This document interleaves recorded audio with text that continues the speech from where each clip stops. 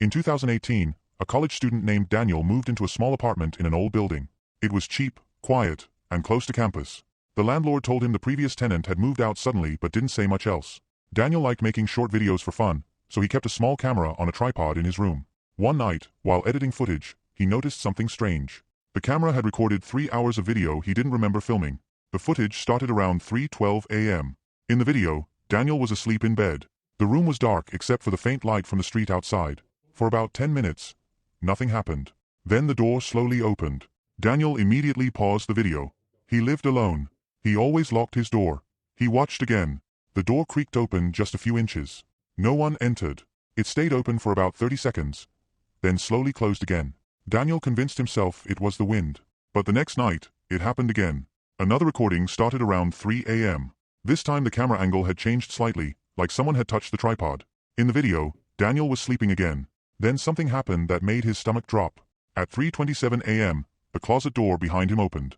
Very slowly. From the darkness inside the closet, a shape moved. It looked like someone crouching.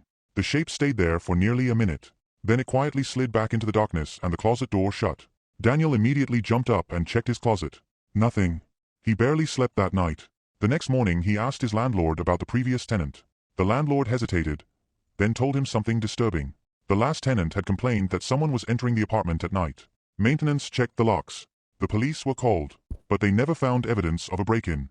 A week later, that tenant disappeared. They never found him. Daniel decided to install a motion sensor camera in the hallway outside his door. The next morning he checked the footage. At 3:18 a.m., his apartment door unlocked. From the inside, the door slowly opened, and a thin man with pale skin stepped out of Daniel's apartment. The man looked directly into the camera, smiled, then walked down the hallway. The police searched Daniel's apartment. They eventually discovered something hidden behind the closet wall. A small crawl space between apartments. Inside were blankets, food wrappers, and photos of Daniel sleeping. The horror wasn't that the apartment was haunted. It was that someone had been living inside the walls the entire time. Watching. Waiting.